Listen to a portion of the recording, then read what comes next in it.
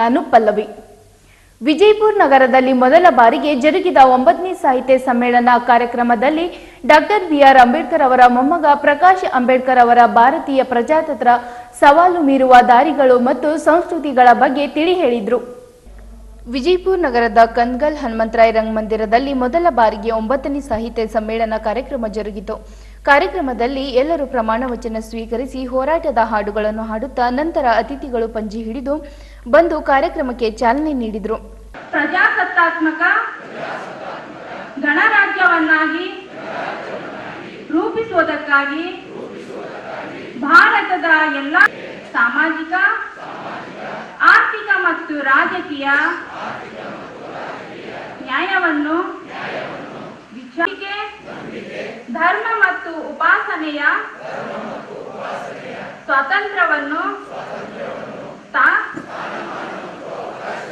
ಸಮಾನತೆಯನ್ನು ದೊರೆಯುವಂತೆ ಮಾಡುವುದಕ್ಕಾಗಿ, ದೇಶದ ಏಕತೆ ಮತ್ತು ಸಮಗ್ರತೆಗಾಗಿ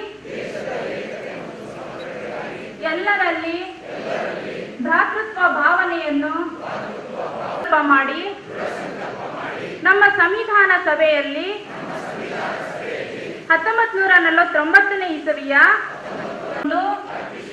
ಅಂಗೀಕರಿಸಿ ಶಾಸನವಾಗಿ ವಿಧಿಸಿಕೊಂಡಿದ್ದೇವೆ. ಜೈ ಭೀಮ್.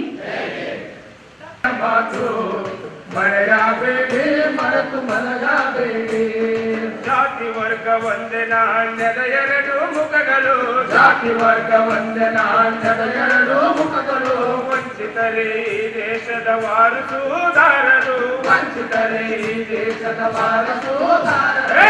ಅಂಬೇಡ್ಕರ ಹೇಳಿದ ಮಾತು ಮರೆಯಬೇಡಿ, ಮರೆತು ಮಲಗಬೇಡಿ. ಅಂಬೇಡ್ಕರ ನಜ್ಮಾ ಬಾಂಗ್ಲಿಯಾರ್ ಬರ್ತಾ ಇದ್ದಾರೆ.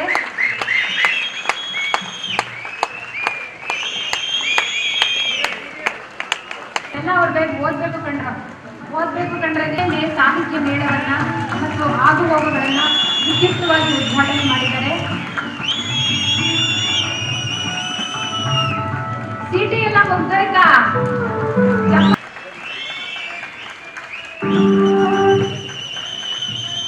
9ನೇ ಸಾಹಿತ್ಯ ಸಮ್ಮೇಳನ ಕಾರ್ಯಕ್ರಮದಲ್ಲಿ ಡಾಕ್ಟರ್ ಬಿ.ಆರ್. ಅಂಬೇಡ್ಕರ್ ಅವರ ಮೊಮ್ಮಗ ಪ್ರಕಾಶ್ ಅಂಬೇಡ್ಕರ್ ಅವರು ಮಾತನಾಡುತ್ತಾ, ಸಾಹಿತ್ಯವನ್ನು ಧಾರ್ಮಿಕ ರೂಪದಲ್ಲಿ ಅರಿತುಕೊಳ್ಳಬೇಕಾದರೆ ಹಿಂದೂ ಭಾಷೆಯಲ್ಲಿ 2 ಸಂಸ್ಕೃತಿಗಳು ಇವೆ. ಒಂದು ವೈದಿಕೀಯ ಸಂಸ್ಕೃತಿ ಇದೆ, ಅದು RSS ಬಿಜೆಪಿಯವರ ಪ್ರಚಾರ. ಇನ್ನೊಂದು ಸಂಸ್ಕೃತಿ ಅಂದರೆ ನಮ್ಮ ಜೊತೆಗಿರುವ ಸ್ವಾಮೀಜಿ ಮತ್ತು ಸಂತರ ಸಂಸ್ಕೃತಿ. ಈ ಸಂಸ್ಕೃತಿ 4 ಲೋಕಗಳಿಂದ ಶುರುವಾಗಿ ವಿಶ್ವೇಶ್ವರ ಮತ್ತು ಕಬೀರ್ ತನಕ ಬಂದು ಮತ್ತು ಸೌತ್ನಲ್ಲಿರುವ ಕೇರಳದಲ್ಲಿ ರಾಮಸ್ವಾಮಿ ಧಾರ್ಮಿಕ ಇದೆ. ಇವು 2 ಬೇರೆ ಬೇರೆ ಸಂಸ್ಕೃತಿಗಳಿವೆ. ಒಂದರಲ್ಲಿ ಮನಸ್ಫೂರ್ತಿಯನ್ನು ಉಪಯೋಗ ಮಾಡಿದರೆ ಇನ್ನೊಂದರಲ್ಲಿ ಸಂತರ ಸಂಸ್ಕೃತಿ, ಅದು ಶಾಂತಿಯ ಸಂಸ್ಕೃತಿ, ಒಬ್ಬರನ್ನ ಒಬ್ಬರು ಸ್ವೀಕಾರ ಮಾಡಿಕೊಳ್ಳುವ ಸಂಸ್ಕೃತಿ ಇದೆ ಎಂದು ಹೇಳಿದರು. अगर ये धार्मिक रूप से अगर मैं इसकी एनालिसिस करना शुरुआत करूं, तो आज वो हिंदू ये लफ्ज हम लोग इस्तेमाल कर रहे हैं, इस हिंदू लफ्ज में 2 संस्कृति छुपी है. एक संस्कृति वैदिक संस्कृति है कि जो RSS बीजेपी उनका प्रचार और प्रसार करते हैं. दूसरी संस्कृति जो है, जो हमारे साथ में स्वामी जी बैठे हुए हैं, संतों की संस्कृति. और ये संतों की संस्कृति जो है वो चारवक से शुरुआत होती है, विश्वेश्वर तक आती है, कबीर तक पहुंचती है और साउथ में जो है केरला में जो है रामास्वामी तक वहां पे जाता है. ये दोनों अलग संस्कृति है. ये अलग संस्कृति का मतलब ये हुआ कि एक अथॉरिटियन संस्कृति है, मतलब जिसको हम लोग हिटलरशाही संस्कृति कहते हैं, जिसमें ऑर्डर है, आपको सोचने की गुंजाइश नहीं, व्यवस्था जो है वो इसी तरह चलेगी, उसमें कोई बदलाव नहीं आए. और इस व्यवस्था को देखते समय हम लोग उसका नाम देते हैं या उसको रिफर करते समय हम लोग मनुस्मृति को उदाहरण के रूप में वहां पर पेश करते हैं। We use Manusmriti to prove that there is an not only authoritarian society but also at the same time an intolerant society. ये दोनों चीजें उसमें समाविष्ट है, ऐसी एक परिस्थिति। दूसरी जो है वो संतों की संस्कृति है। ये संतों की संस्कृति जो है वो शांति की संस्कृति है।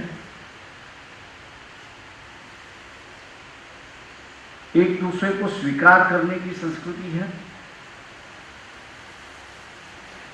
और भाईचारे की संस्कृति, जाति प्रथा के खिलाफ एक लड़ने की संस्कृति। एक उदाहरण के तौर पर अगर कहूं, जो संत संस्कृति को मानने वाले हैं उनके यहाँ पुनर्विवाह इस बात को दोहरा गया है जिसको गंधर्व विवाह। जो वैदिक संत परंपरा है उसमें महिलाओं के पुनर्विवाह की बात नहीं है, वहां पर उनको मुंडन करके रहना है। ये दोनों संस्कृति के दो अलग अलग पॉइंट है, इसको हम लोग ने ध्यान में रखना है। सवाल यह है कि संविधान जो है वो किस संस्कृति की परिभाषा, या संविधान के जो प्रिंसिपल्स है, what are the principles of the constitution. पढ़ते समय हम लोग ने प्रियम्बल उसका पठन किया, लेकिन एक गलती हुई ऐसा मैं मान के करता हूं।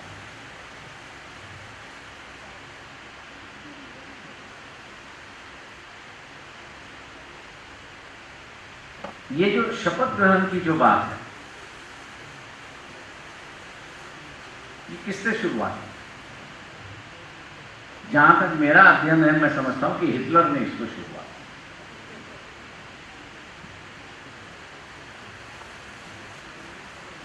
और उसी की कॉपी जो है वो आरएसएस ने की। उनकी की शाखा में भी है जो शपथ ग्रहण करते समय आगे हाथ करना है, आपका हाथ शपथ ग्रहण नहीं करता है। शपथ जो है वो आपका दिमाग शपथ ग्रहण करता है।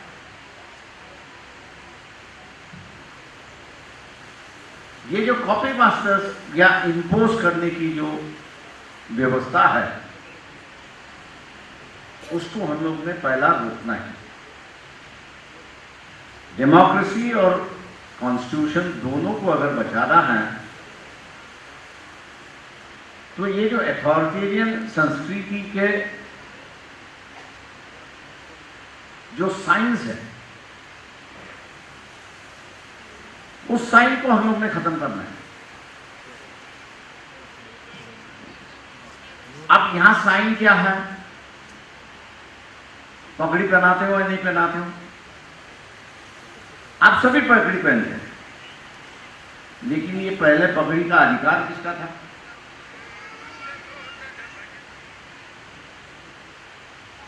जो आज पगड़ी पहनाई जाती है, ये पगड़ी पहनने का अधिकार किसका था पहले?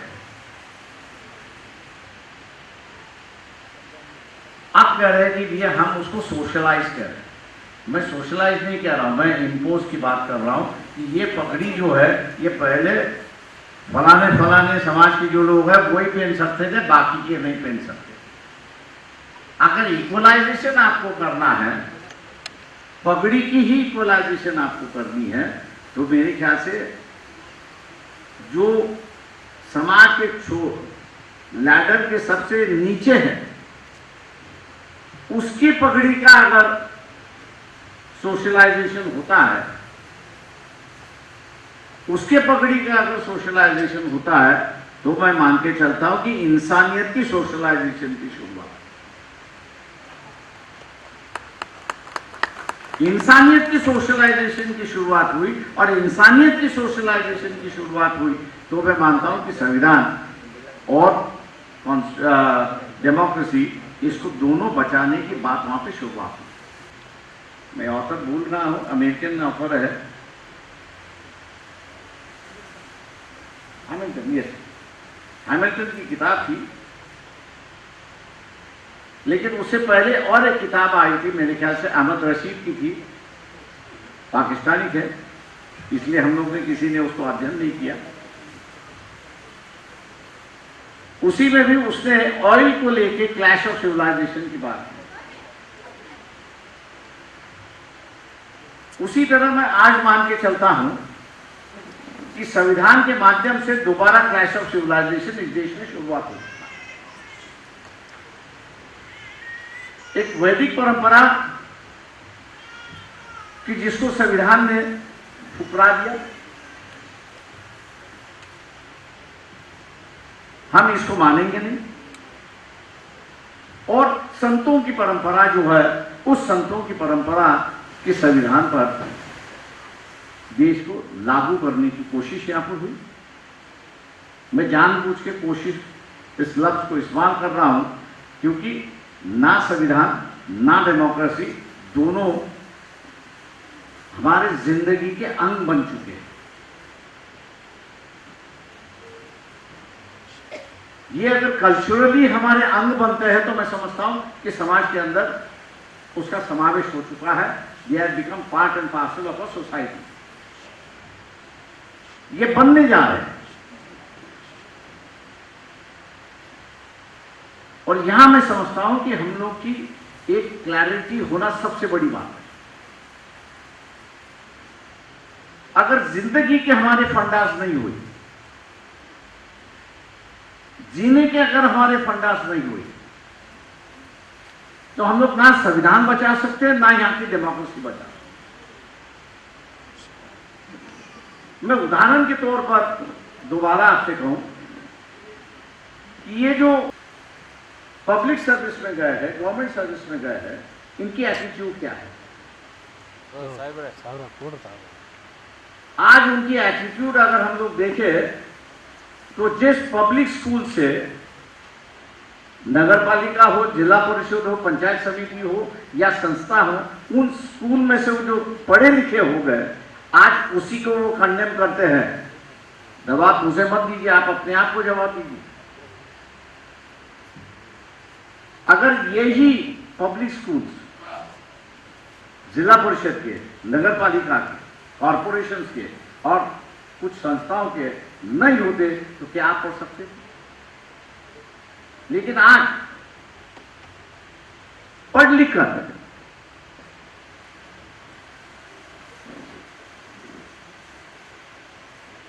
अच्छे ओहदे पर गए, सोशल स्टेबिलिटी आ गई, साथ साथ फाइनेंशियल स्टेबिलिटी भी आ गई। और जैसे सोशल स्टेबिलिटी आई और फाइनेंशियल स्टेबिलिटी आई, इनके विचार पूरे बदल गए।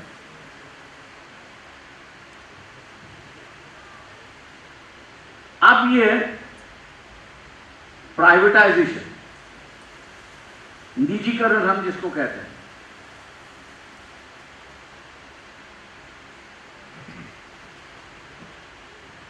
इसके समर्थन बन चुके हैं।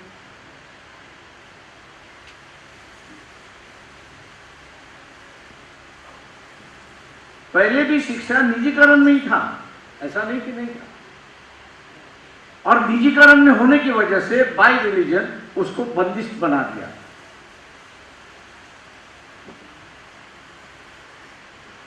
रिलीजियस इंडक्शन जो है वो इशू करवाया।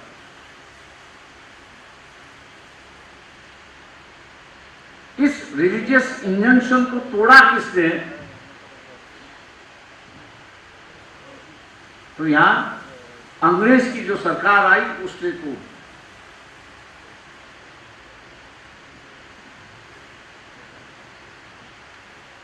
या मुगलों की सरकार थी? नहीं, ऐसे नहीं।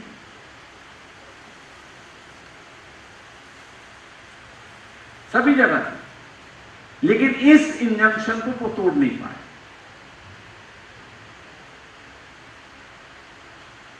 अंग्रेज आए, उन्होंने उसको तोड़ दिया और शिक्षा जो है वो यूनिवर्सिलाइजेशन करने की प्रोसेस उन्होंने शुरुआत की। और जहां पर उन्होंने पब्लिक स्कूल्स, नगर पालिका हो, महानगर पालिका हो, कॉरपोरेशन हो, जिला परिषद है, पंचायत समिति है, खुद सोसाइटी है, उनके माध्यम से शुरुआत। हम लोग ने इस बात का कभी सोचा नहीं कि 400 साल पहले, 600 साल पहले या उससे पहले हो, एक वर्ग को शिक्षा से बाहर निकलने के लिए धर्म का इस्तेमाल किया। क्या ये नई व्यवस्था में कोई नया रास्ता अपनाया जा सकता है कि नहीं? इस नई व्यवस्था में नया रास्ता वहां पर अपनाया जा सकता है, और वो है कॉस्ट ऑफ एजुकेशन। आपको दे दी वो कॉस्ट जो है वो आपको देनी होगी। मान लो अगर सभी पब्लिक स्कूल जो है वो अगर बंद हो गए और प्राइवेट स्कूल्स रहे, आप अपने आप से पूछिए, क्या आप अपने बच्चों को पढ़ा सकते हो उतने फीस में, या उतनी आपकी आमदनी है, क्या आप उसको पढ़ा सकते हो?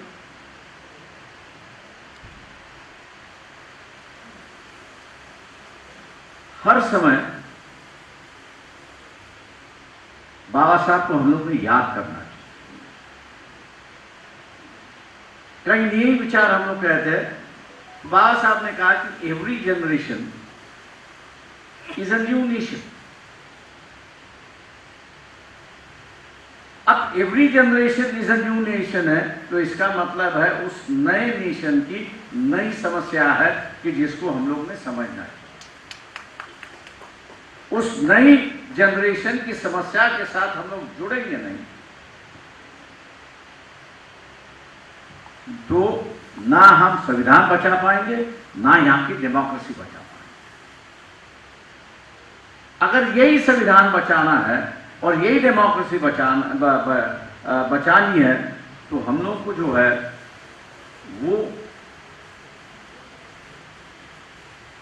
समस्याओं के साथ ना सिर्फ जुड़ना होगा, बल्कि will have to be in tune. We will have to be in tune with the situation of the present time and be aware of the issues of the present generation. जात की समस्या ऐसा नहीं कि नहीं है, लेकिन जात की समस्या के साथ there are two other issues which have become more prominent. Having control over the economy of the nation. हम लोग ने इस बात का कभी सोचा नहीं। We have never thought कि जो रिजर्वेशन से लग गए,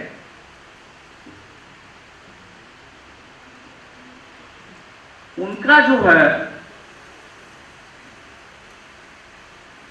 जो सरकारी तिजोरी है, गवर्नमेंट एक्सचेंजर जो है, उस गवर्नमेंट एक्सचेंजर में एक कंपोनेंट है that is salary of the employees. एक कंपोनेंट है सैलरी ऑफ द एम्प्लॉइज, और वो सैलरी कंपोनेंट जो है वो गवर्नमेंट एक्सचेंजर का 35% है। उस 35% जो एम्प्लॉयज की सैलरीज है, उस सैलरी में जो आरक्षण के माध्यम से लगे, रिजर्वेशन के माध्यम से जो लगे है, उतना उनको हिस्सा उस गवर्नमेंट ट्रेजरी में, उनको जो पे पैकेट मिलता था उनका उतना हिस्सा था। और उस पे पैकेट की वजह से उनकी एक परचेसिंग पावर बनी, और उस परचेसिंग पावर से उन्होंने मार्केट इकोनॉमी कंट्रोल करने की कोशिश की। सो इकोनॉमिकली जो है, थ्रू सैलराइज्ड क्लास मार्केट डोमिनेंस था। लेकिन आज जो है गवर्नमेंट एम्प्लॉयमेंट जो है श्रिंक होते जा रहे हैं। गवर्नमेंट एम्प्लॉयमेंट जो है वो श्रिंक होते जा रहा है और दिन पे दिन एम्प्लॉयमेंट कम होते जा रही है। जैसे जैसे एम्प्लॉयमेंट कम होते जा रही है वैसे रिजर्व क्लास की representation in employ that is also going down.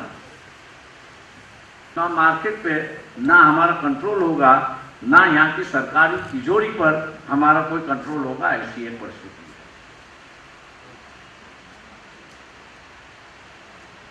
इसलिए हम लोग को जो है नया तरीका से ढूंढना होगा, सोचना होगा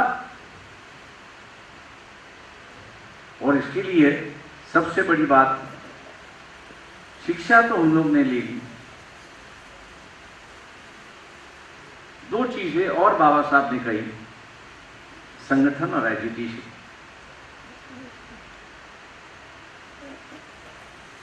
आपका जब तक संगठन नहीं है तब तक आपका कोई अलग पद नहीं। कर्नाटक के चुनाव में बदलाव आ गया। कर्नाटक के चुनाव में बदलाव आ चुका है। BJP has gone, Congress has return.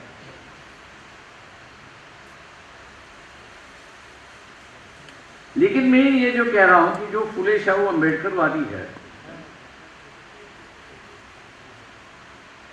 जितने भी एनालिसिस आ रहे हैं, क्या उसमें आपका रोल कोई बता रहा है?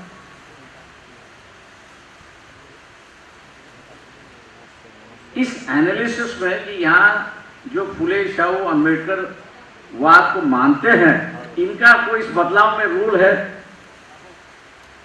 कई एनालिसिस आपको दिखाई देती तो नहीं।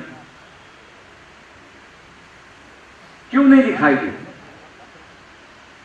राजनीतिक समझौता एक अलग बात है।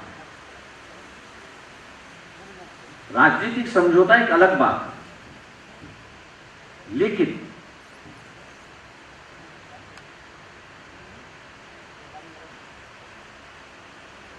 इस विचारधारा पर कंट्रोल करना, सरकार किस रास्ते से जाए इस पर कंट्रोल करना एक सबसे बड़ी बात है, यह मैं मानता हूं।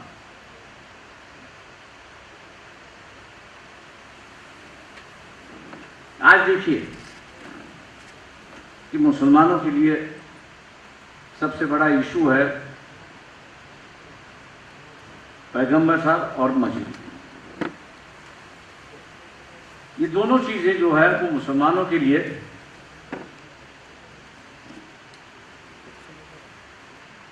एक दिल से लगी हुई बात है। पैगंबर साहब के लिए, अल्लाह के लिए या मस्जिद के लिए मर मिटने के लिए दिया। इससे दंगा ना हो, कांग्रेस कई कदम नहीं उठाएगी, ना बीजेपी उठाएगी, ऐसी परिस्थिति है।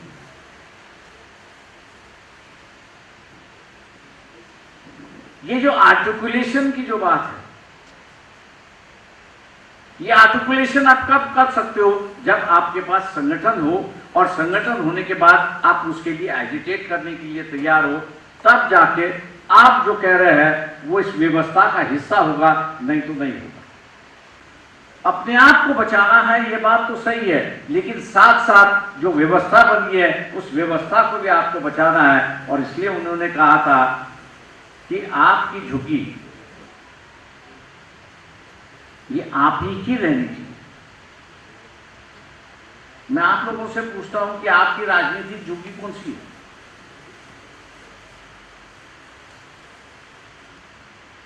आपकी राजनीतिक झुकी कौन सी है? आपके पास कोई राजनीतिक झुकी नहीं, मतलब झोपड़ा नहीं है, ना मकान है।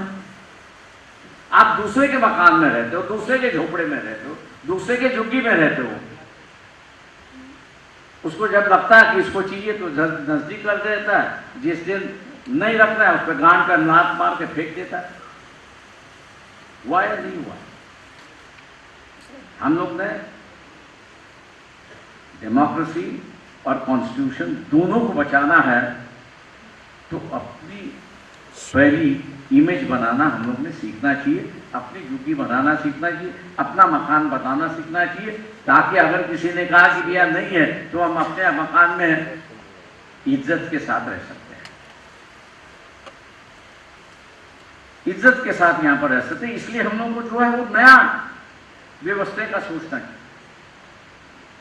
अब नया व्यवस्था क्या है? नई व्यवस्था यह है कि यहां की राजनीति में भागीदारी होना, ये हम लोगों का पहला प्रिंसिपल होना चाहिए, तब जाके संविधान और डेमोक्रेसी यहां की बचेगी। आज जो सरकार में बैठे हुआ है, 40 साल से मैं इनको देख रहा हूं, नया नहीं है।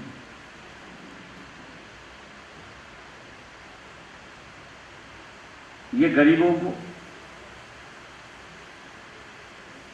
अक़लियतों को, मतलब रिलीजियस माइनॉरिटीज को, शेड्यूल कास्ट और शेड्यूल ट्राइब को थाली जो परोसी जाती है, उस थाली में अचार होता है।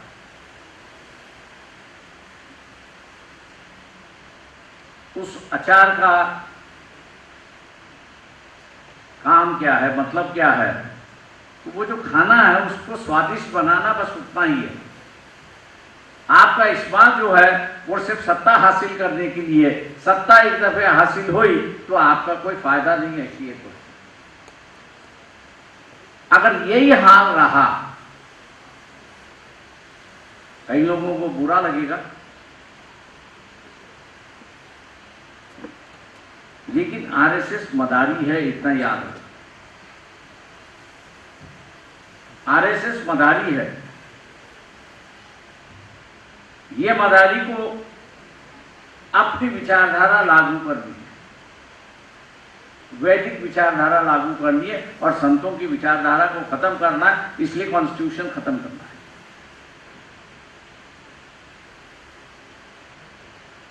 ये जो 2 पार्टी सिस्टम की बात जो चली है, बाबा साहब ने कही थी, उस वक्त की बात अलग थी। उस वक्त ये था कि आरएसएस गांव में जा नहीं सकता था,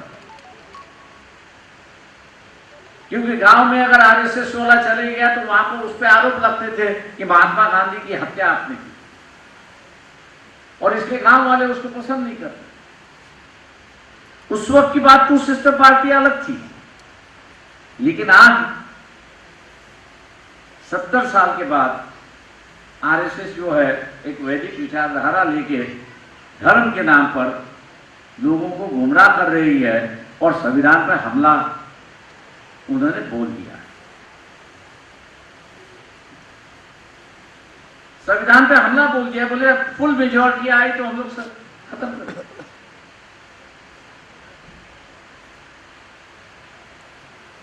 अगर हम लोग को संविधान और डेमोक्रेसी बचाना है तो हकीकत को पहले समझना है।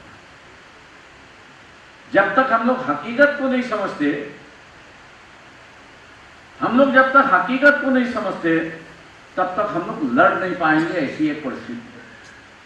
हकीकत क्या है कि आज की जो केंद्र की सरकार जो है, उसने राजनीतिक नेता के कई दलों को, राजनीतिक पार्टियां उनके नेताओं को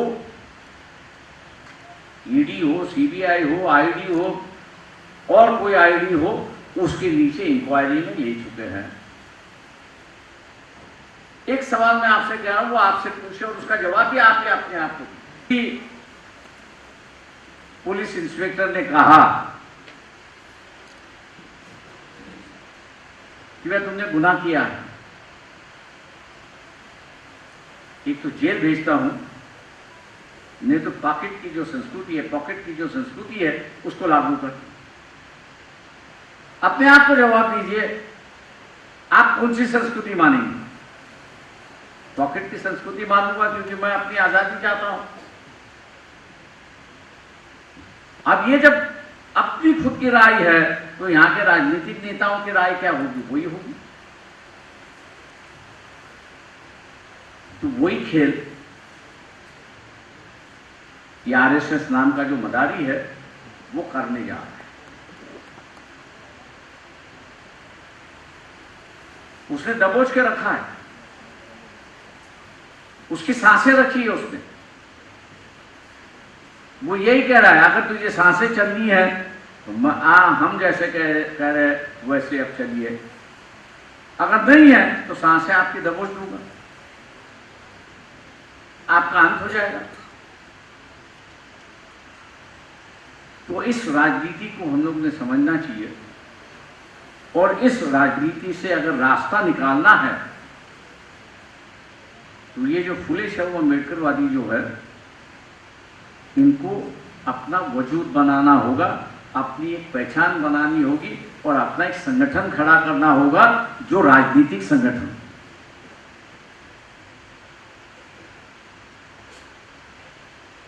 मान लीजिए आपके ऑर्गेनाइजर है, डेमोक्रेसी को खत्म करने जा रही है, आप उसे रोकने में कामयाब हो गए, तो उसका जवाब नहीं। इसलिए कि हम लोग ये सोचते हैं कि राजनीति गलत है, लेकिन इस बात को आप मान लीजिए कि पहले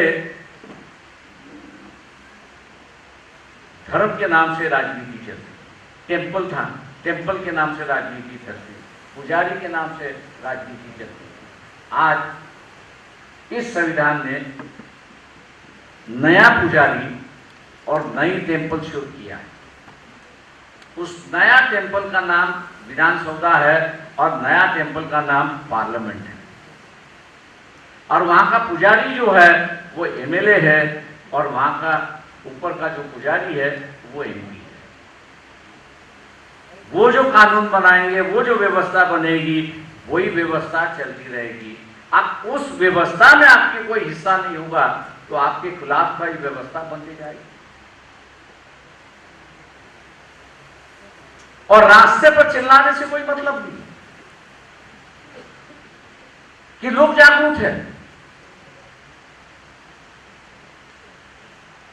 अब लोग जागरूक होने से आप नया क्या कर रहे हो? कुछ भी नहीं कर रहे।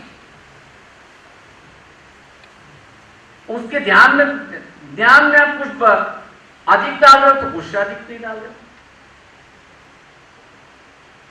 वो जानता है कि हो रहा है ये, लेकिन उसके पास साधन नहीं है लड़ने का, उसके पास साधन नहीं है अपना मत व्यक्त करने का। वह इंस्ट्रूमेंट ऑफ इम्प्लीमेंटेशन,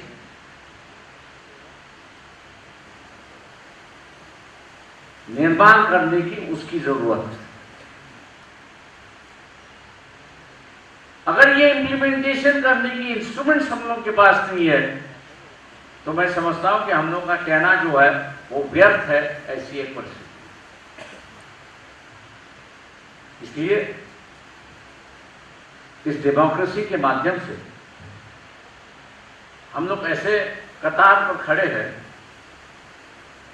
एक तो संविधान बचेगा या तो ना बचेगा।